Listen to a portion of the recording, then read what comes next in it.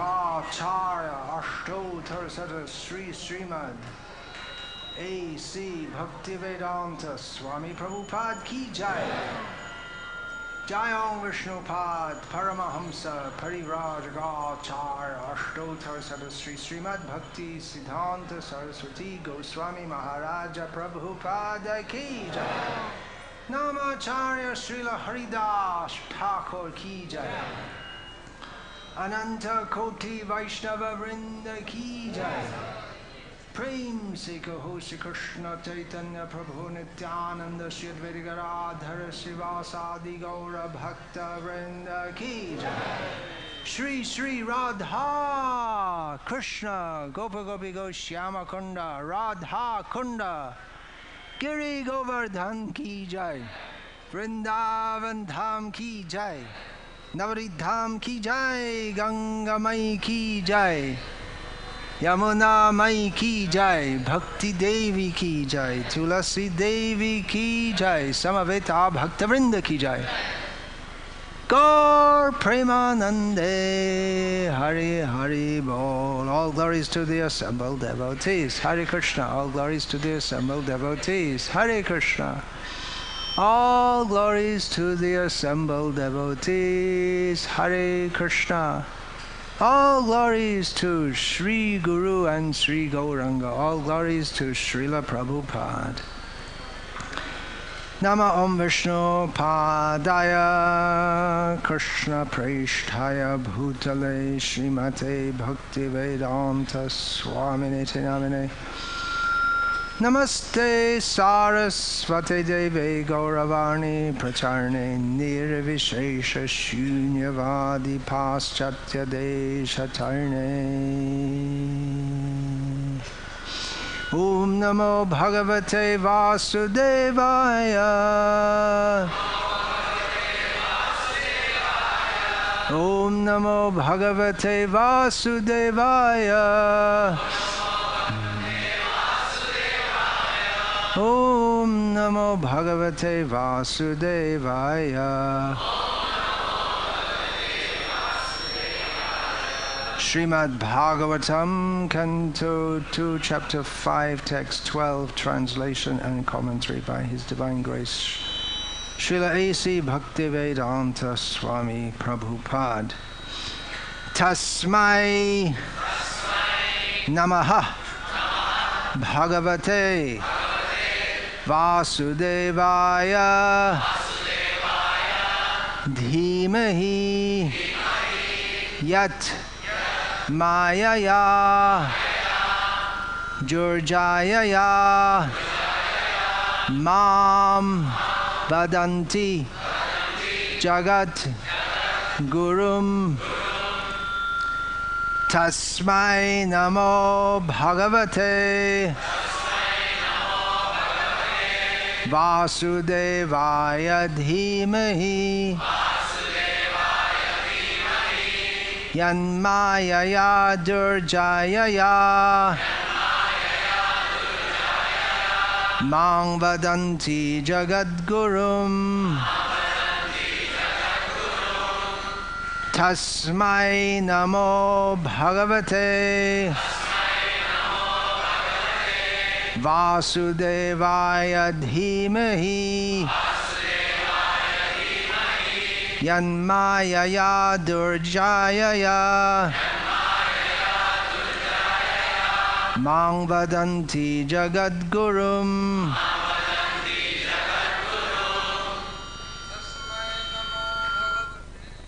tasmai namo bhagavate vāsudevāya dhīmahi yan-māyayā durjayayā vadanti jagat-gurum tasmai namo bhagavate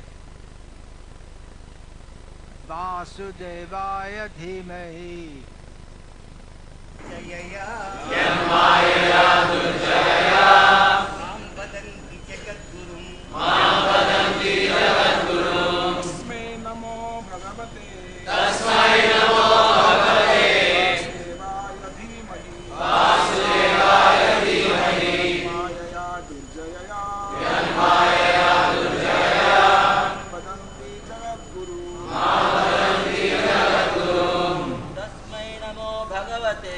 Tasmai namo bhagavate Vāsudevāya dhīmahi yan-māyayā durjayayā vadanti jagad-gurum. Ladies, please. Tasmai namo bhagavate Vāsudevāya dhīmahi yan-māyayā durjayayā vadanti jagad-gurum. Tasmai namo bhagavate Vāsudevāya dhīmahi yan-māyayā durjayayā vadanti jagad-gurum. Tasmai namo bhagavate Vāsudevāya dhīmahi yan-māyayā durjayayā vadanti jagad-gurum. Tasmai namo bhagavate Vāsudevāya dhīmahi yan-māyayā durjayayā vadanti jagad-gurum. Tasmai, unto him, capital H, him, means bhagavate Vāsudeva. Namaḥ, offer my obeisances. Bhagavate, unto the personality of Godhead. Vāsudevāya, unto Lord Kṛṣṇa. Dhīmahi, do meditate upon him. Yat, by whose? Mayayā, potencies. Durjayayā, invincible. Mam, unto me. Vadanti, they say. Jagat, the world. Gurum, the master. Verse translation. Brahma speaking. I offer my obeisances and meditate upon Lord Kṛṣṇa, Vāsudeva, the personality of Godhead, whose invincible potency influences them, the less intelligent class of men, to call me the supreme controller. Purport. As will be more clearly explained in the next verse, the illusory potency of the Lord bewilders the less intelligent to accept Brahmājī, or for that matter any other person, as the Supreme Lord. Brahmājī, however, refuses to be called this, and he directly offers his respectful obeisances unto Lord Vāsudeva or Śrī Kṛṣṇa, the personality of Godhead, as he has already offered the same respects to him in the Brahma-saṁhitā. Ishvara Parama Kṛṣṇa Satchidananda Vigraha Anadir Adir Govinda Sarva Karana Karanam. The Supreme Lord is the personality of Godhead, Śrī Kṛṣṇa, the primeval Lord in his transcendental body, the ultimate cause of all causes. I worship that primeval Lord Govinda. Brahmājī is conscious of his actual position, and he knows how less intelligent persons, bewildered by the illusory energy of the Lord, whimsically accept anyone and everyone as God, with a capital G written. A responsible personality like Brahmājī refuses to be addressed as the Supreme Lord by his disciples or subordinates, but foolish persons praised by men of the nature of dogs, hogs, camels, and asses feel flattered to be addressed as the Supreme Lord. Why such persons take pleasure in being addressed as God, or why such persons are addressed as God by foolish admirers, is explained in the following verse.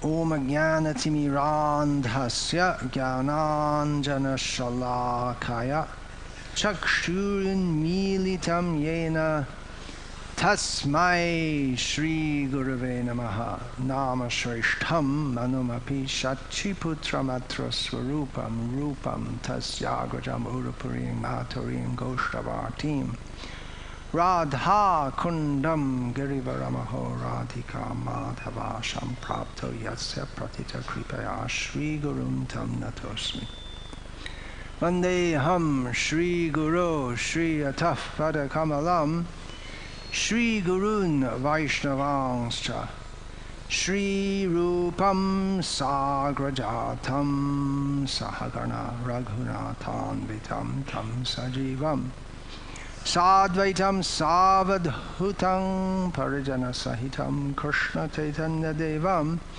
Śrī Radha Krishna Padan Sahagana Lalita Śrī Vishakhan Vitamscha Guru Vaishnav Bhagavan Tina Smarane Hoy Bigna Binashan Anayashe Hoy Nijavanchita Puran Hare Krishna Krishna Krishna Hare Hare Hare Rama Rama Rama Hare Hare. This second canto of Bhagavatam affirms Krishna's tu Bhagavan Swayam. Krishna is the Supreme Personality of Godhead. It affirms it largely in respect to the Supreme Lord's relationship with this material world, which is especially considerable on Shivaratri. When is Shivaratri? Tonight. To be exactly precise, because Ratri means night. Because Shiva is also widely known as Parameshvara, which means the Supreme Lord, the Supreme Controller. So what do you think of that? Parameshvara means Shiva. It's true, right? You're born in India, every Parameshvara, Shiva, Parameshvari means Durga. It's quite acceptable, quite common usage. And it's not incorrect. Okay, there you go. Is this just for Shivratri we're saying this? Just like some Hindus, they worship Vishnu on one day, Ganesh on another day, Shiva on another day, Sai Baba on another day. Shiva is Parameshvara. He is Bhava. He's Bhavani, the husband of... Bhavani, he's the husband of Durga, who's known as Bhavani. He is the Supreme within a certain sphere. Those who do not know beyond that sphere know Shiva as Supreme. It's not incorrect to say that the Supreme Administrative Person in India is Narendra Modi. At the present time, that's a fact. But it doesn't mean he's the Supreme Personality of Godhead. Ishvara Parama Krishna Satchidananda Vigraha, Srila Prabhupada quotes this, Anadir Adir Govinda Sarva Karana Karanam. This verse establishes Krishna as supreme in all respects, supreme over everybody, being Sarva Karana Karanam. He is the cause even of Shiva. And Shiva we learn from Bhagavatam manifests from Brahma. So it might seem that Brahma is supreme. As Narad has put his doubt to Brahma, you see, from within this material manifestation, it seems that Brahma is supreme. Even Shiva, no, Shiva comes from Brahma also, so it must be that Brahma is sarva karana karanam. But Brahma is correcting that misconception. And then again, how can Narad have any misconception? He's an eternal associate of the Lord. How can he be bewildered? Here, Brahma is meditating upon Vāsudeva, who by his maya, by his illusory potency, bewilders what Srila Prabhupada puts in brackets, influences them, and then Srila Prabhupada puts in brackets, the less intelligent class of men, to call me the supreme controller.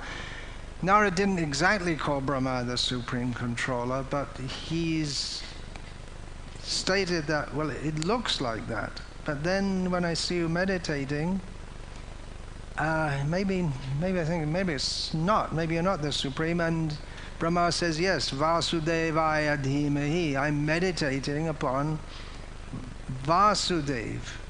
But how could Narad have the same kind of illusion as the less intelligent class of men? The answer is that he doesn't. Just like Bhaktivinoda Thakur was never in Maya, Srila Prabhupada was never, as he told us, his godbrothers would call him a pacha grihasta. That was the general description by the sannyasis and brahmacharis and vanaprasthas of the grihasta members of the Gauriya Math, the rotten grihasta, which is not surprising if you read the Bhagavatam, descriptions of andhakupa and yan-māyayā grihamedi sukham hitucham. So it could be said like that. But even though pure devotees may appear to sometimes be in illusion,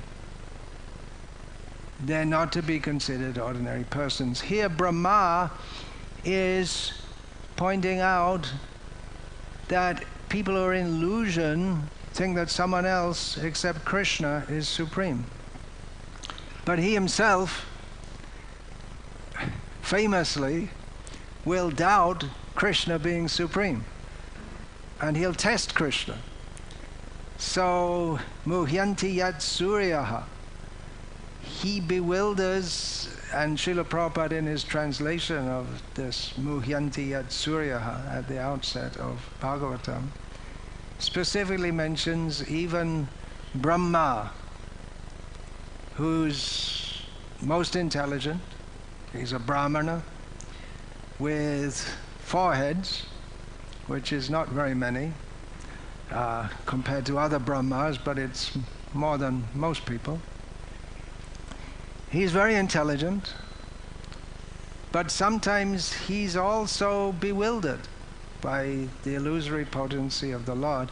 And of course, it should be understood with Brahma and Narada that if they appear to be an illusion, it is for enacting the pastimes of the Lord. Just like Arjuna appeared to be an illusion, but then he heard Bhagavad Gita and he came right out of his illusion. Whereas other people study Bhagavad Gita all their life and they don't understand a single word of it. And they may be good Sanskrit scholars. They understand every word. They don't need it to be translated for them. If you know Sanskrit, then you don't even think of translating it. But they mistake it. They don't understand that the maya aparita jnana, being knowledgeable but having their knowledge covered by the Lord's illusory potency, they know, they read it, they see it, they know it in their mind, this verse, but they don't understand that applies to them. So we are reading Bhagavatam with the Bhakti Vedanta purports, and to us, by the grace of Srila Prabhupada, everything seems very clear.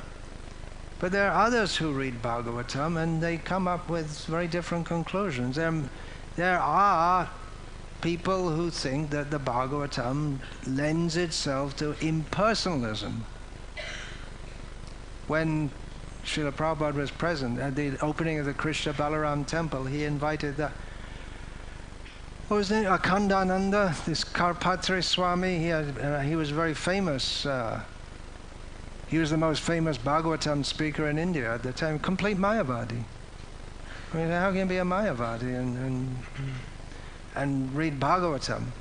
Well, it seems strange to us because we're reading from Srila Prabhupada. We're hearing from Srila Prabhupada, which means hearing from all the Vaishnava acharyas, all from Krishna himself. Krishna explains himself through Bhagavatam. And then when the rascals come and misinterpret, he again sends his pure devotees to give the right interpretation or the right understanding. There's a different word, isn't it? One is interpretation, which generally means to twist something out of shape, and the proper understanding, interpretation and explanation. Srila Prabhupada uses the word purport. Normally you might think that the word commentary would be there, but purport means it gives the understanding, this is what it means.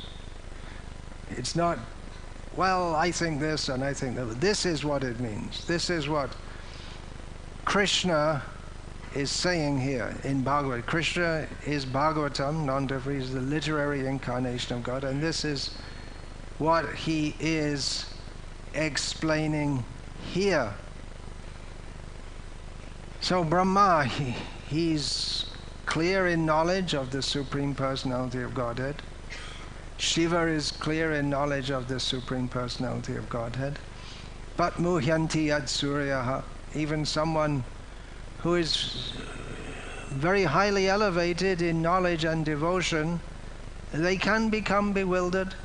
And at this very high level, we can understand, we do understand from what we've learned from Srila Prabhupada, that illusion which is placed upon very high devotees, that is enacted by the Lord's internal potency for a particular purpose.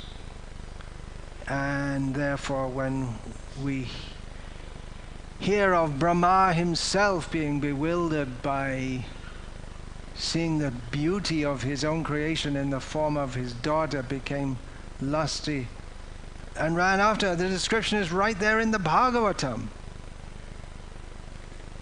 The Guru, head of our Sampradaya. The description is right there in the Bhagavatam. And Brahma is still accepted as our Guru.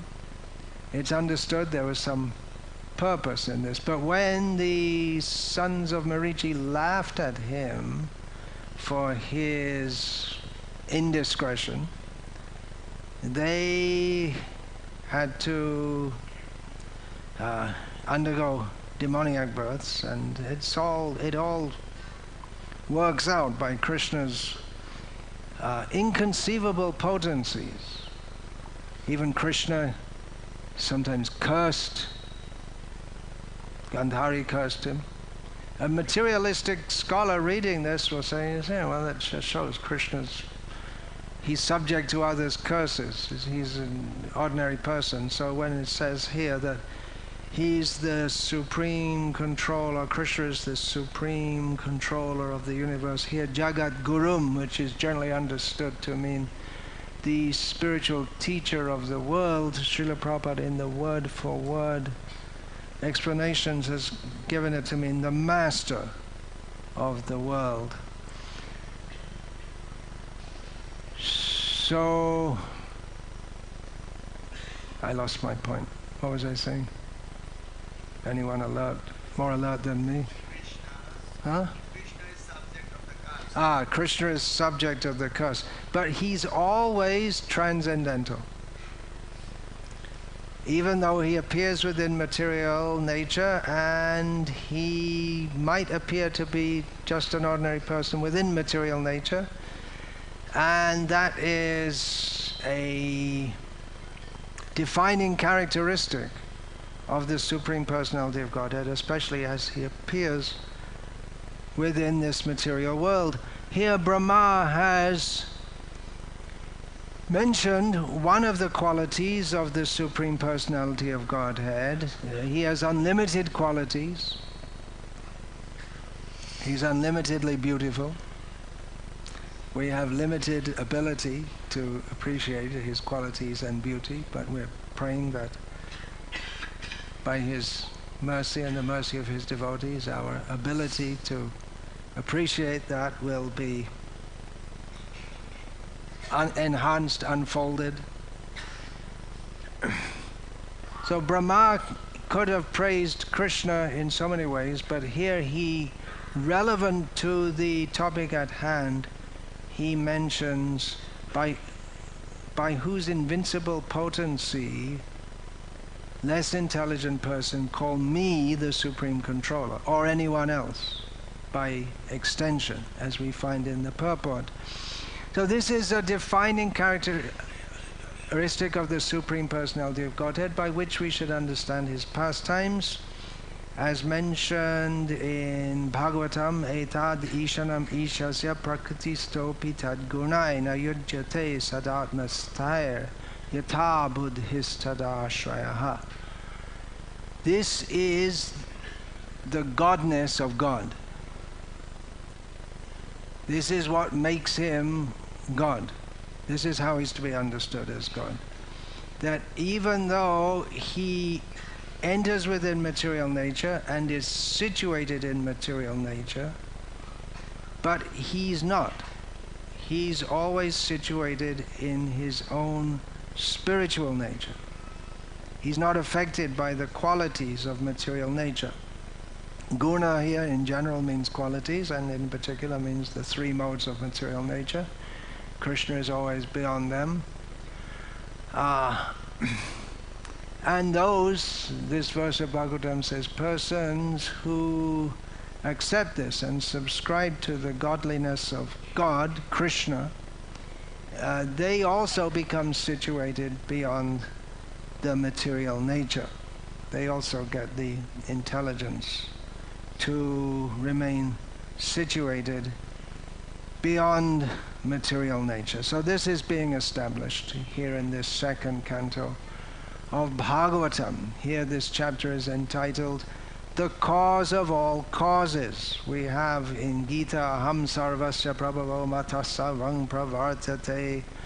Krishna is the cause of all causes, summarized in this verse which Srila Prabhupada translated, Sarva Karana Karanam, the cause of all causes. So in some Shastric statements a lot is packed in, and in other Shastric descriptions it's fluffed out. So Sarva Karana Karanam, how Krishna is the cause of all causes, is the subject matter of this chapter, and it's the subject matter of the first statement of Bhagavatam. Yan-māyayā yataha, the supreme truth, satyang parang dhīmahi, to be meditated upon. Again, dhīmahi comes in this verse, to be meditated upon the supreme truth, who is the cause of all causes, who is the maintainer of that which is caused, and who also causes that which is caused, which comes into being to cease being in being. In other words, by him, through him, creation, maintenance, and destruction of the material world are affected. So that's in relation to the material world. And the first verse of Bhagavatam, as Srila Prabhupada presents it to us, it can be translated in or unpacked in various ways. Bhaktisiddhanta Saraswati Thakur lectured for 1 month on this one verse, minimum 2 hours every day. So it can be unpacked in various ways. But Srila Prabhupada unfolds it largely in relation to how the Supreme Lord is understood in relation to the Supreme, to this material world. But then again we have dhāna svena sadhāni rasta kurkang satyang parang dhīmahi, establishing that he's beyond this material world. He always lives beyond illusion in his own abode. He is the supreme truth. And yeah, the second canto of Bhagavatam unpacks this, explains this in more detail. Narada is inquiring, making relevant inquiries, showing, we may say, why is Narada confused? He's showing the importance of inquiring to try to understand things properly, and he's inquiring about the proper subject for inquiring. We find in the Bhagavatam that this is much appreciated. Sutta Goswami appreciates the Munaya Sadhu Prishto Ham. You're asking very nice questions, he says, and then Shukadeva says to Parikshit, you're asking very good questions, which lead to discussion of Krishna. Life is meant for asking questions. Jivasya tattva jignāsa. We should live for the sake of inquiring into the ultimate truth. What that ultimate truth is explained in Bhagavatam, taking us up to the 10th canto, taking us up to the Rasa Leela and other pastimes of Krishna. But beginning at the beginning, here in the 2nd canto, with discussion of Krishna being the Supreme Personality of Godhead, largely as we can understand from our vantage point here in the material existence. If immediately the transcendental pastimes of Krishna are explained without first establishing that Krishna is the Supreme in all respects, then certainly they'll be those pastimes will certainly be misunderstood. As is, of course, Parikshit would not have misunderstood because he's a devotee from the very beginning, but others present will not there are others present in the assembly of Shukadeva and Parikshit, and so many others after, because Shukadeva, he was speaking what is that?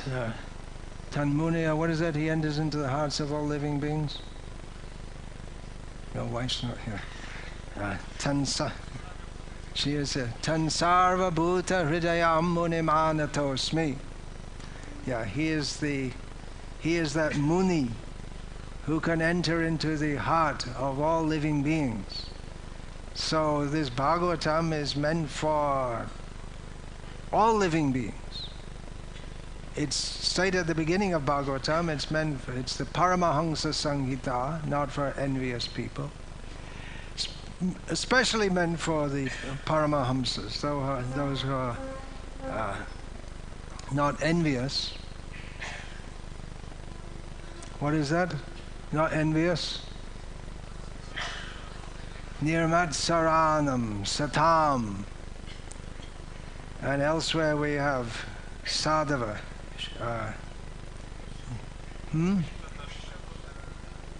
No, I'm thinking of the Viplava verse.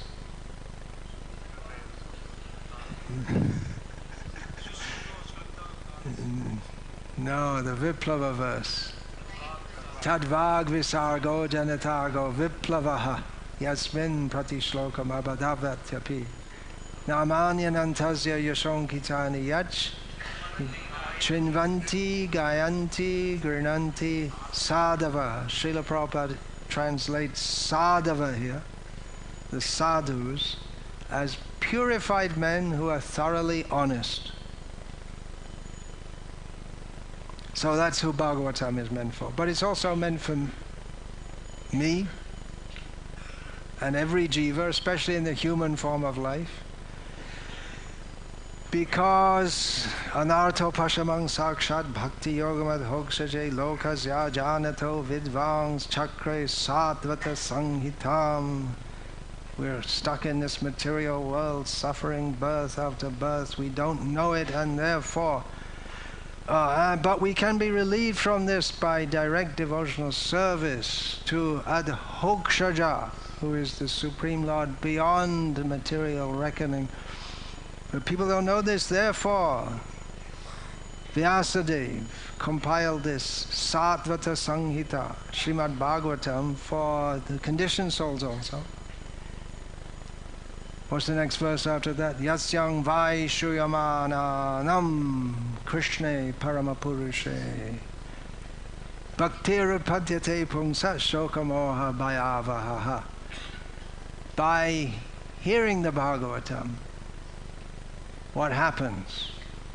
By hearing hearing about Krishna being the Supreme Personality of Godhead,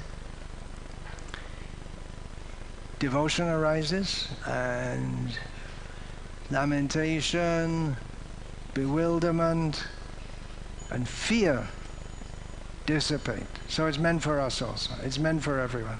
But we are hearing it specifically through Srila Prabhupada, and we are very fortunate to do so, because others may present it in other ways, but those who read Srila Prabhupada's books come to the proper conclusion that Krishna is the Supreme Personality of Godhead.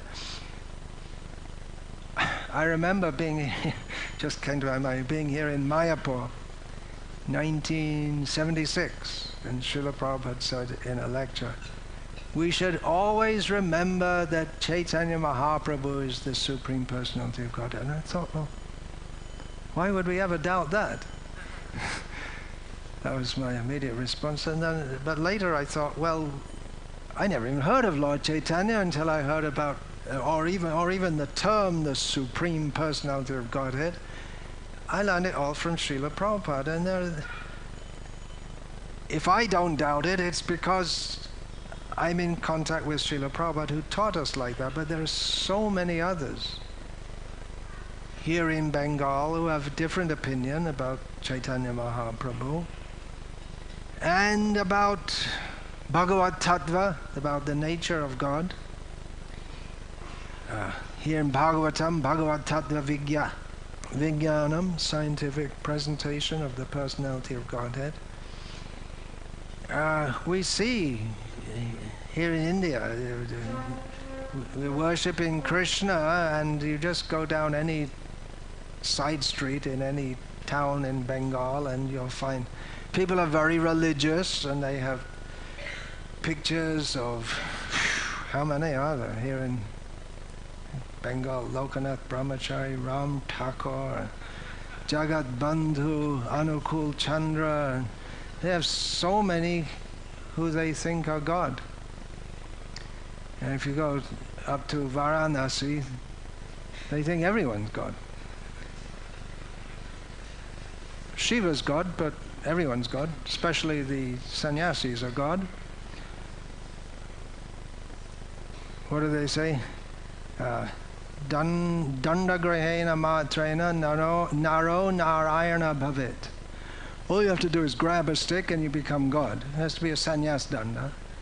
And then you become God. And Srila Prabhupada, was it Srila Prabhupada or was that Achyutananda? Yeah, he was quipping on this. That one Mayavadi sannyasi meets him and says, how are you today, Narayan? Well, I got a toothache. God's got a toothache. He's not Narayana. But men who are like dogs, hogs, camels and asses prefer to worship persons other than Krishna. What is that verse? Shravid varahostra karai sangstuta purusha pashahu nayat karno pato peta jatu nama gadagrajaha. Men who are like hogs, dogs, camels, and asses. See, a hog is a hog, a dog is a dog, a camel is a camel, and an ass is an ass. But there are men who are combinedly like hogs, dogs, camels, and asses.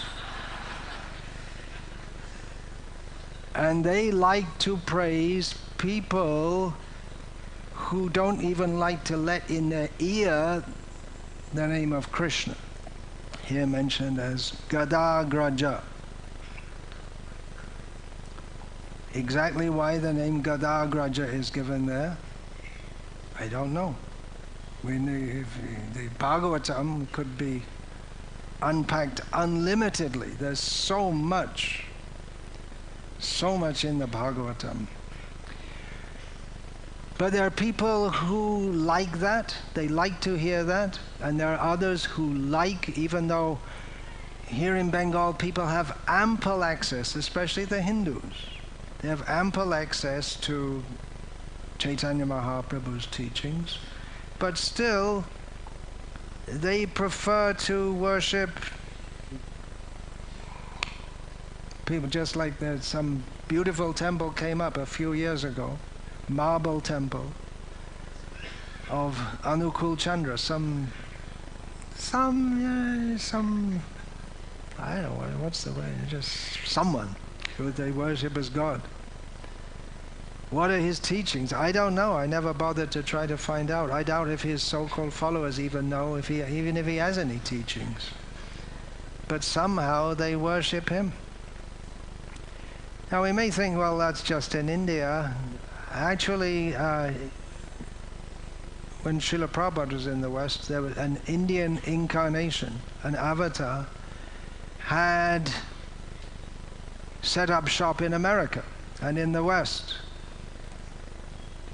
And he was calling himself God. And American people were following him. Prabhupada was surprised. And I thought American people are intelligent.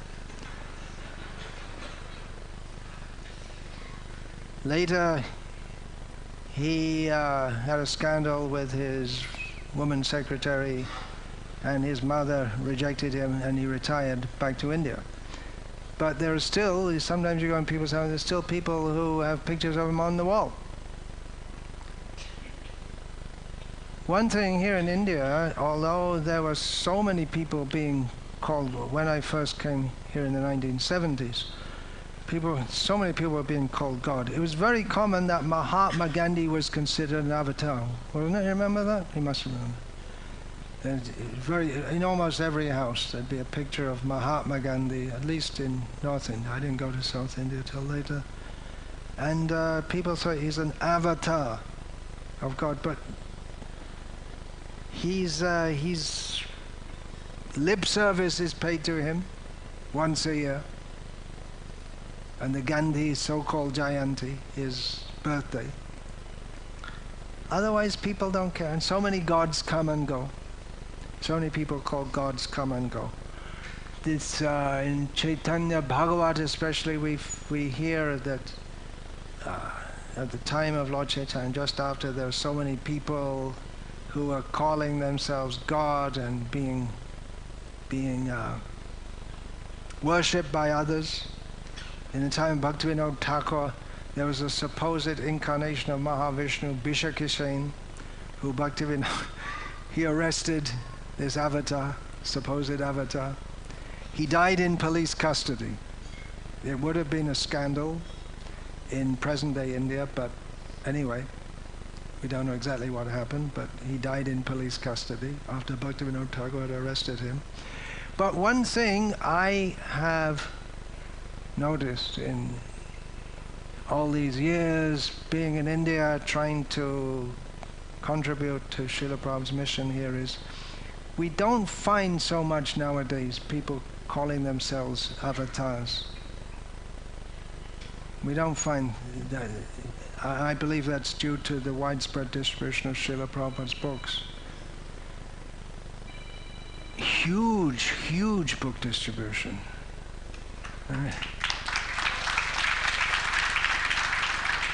When every time we look at the Sankirtan newsletter, it's like it's literally in a different. It has one or two more columns than number 2, which is usually USA. It's way ahead. Of course, India is very special. We should distribute books in Arabic also. Where in every language. I'm just mentioning Arabic because one great soul who is very much interested in distributing books in Arabic in Vrindavan, he mentioned to me that I should have mentioned that in the talk, but I didn't. So, okay, distribute books in Arabic, get more points also. So there's huge book distribution, and this is my personal experience when I first came here to India and tried to say God is a person, immediately shot down. People didn't want to hear. But nowadays it's well accepted and we can preach openly. And we don't get much opposition. It's not that all the Mayavadis faded away, but at least going among the public, we can, in public programs and everything, we can say God is a person, He's the supreme person, He's Krishna.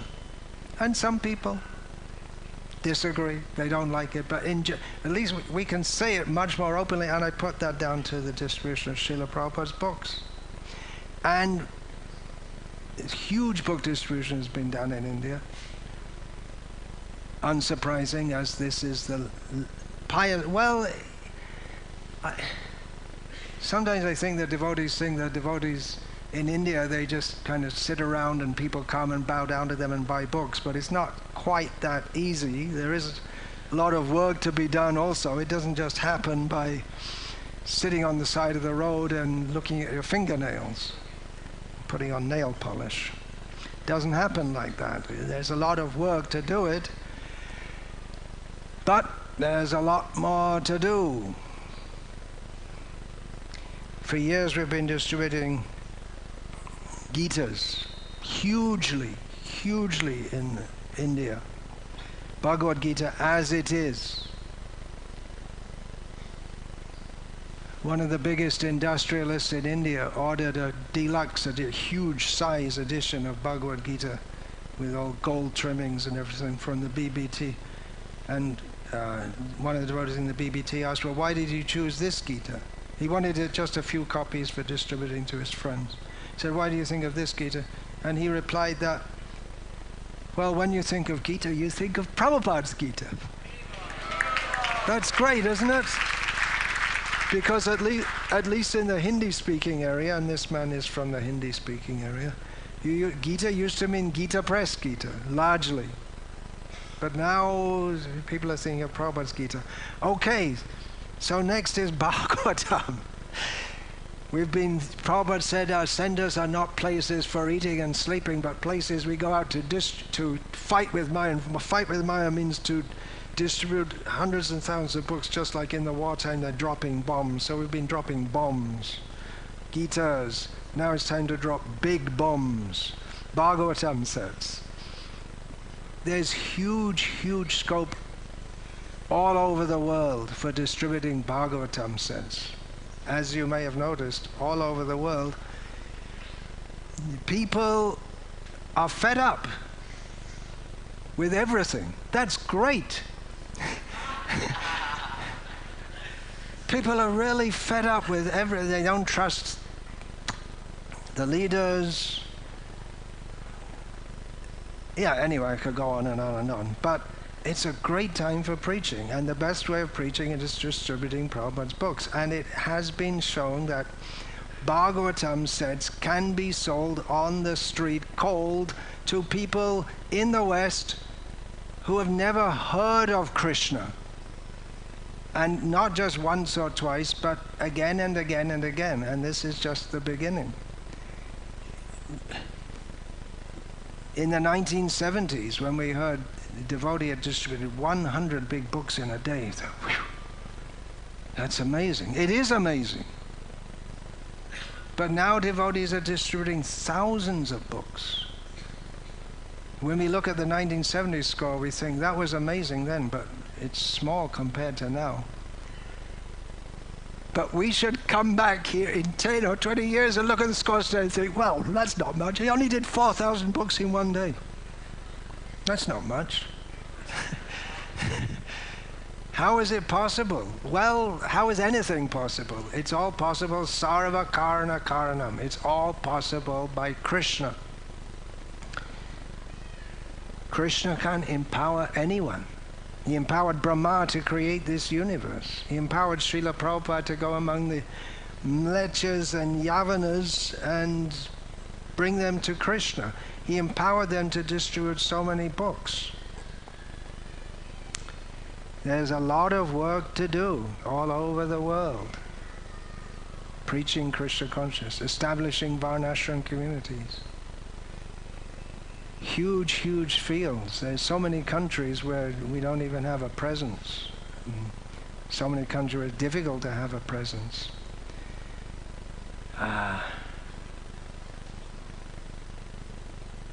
Muslim countries, distribution of books, who will do that? Where's the best place to distribute? In America, and Britain, and India. To all these, you can distribute them open, and they take, they're interested. So, Hare Krishna, I think time's up. 9 o'clock is supposed to finish. All right, I'll finish. And Hare Krishna, please distribute Srila Prabhupada's books. All glories to His Divine Grace. Srila Prabhupada. Vancha kalpa tarubhyascha kipasindhubhyo. Patitanam pavanebhyo vaishnavebhyo namo namaḥ.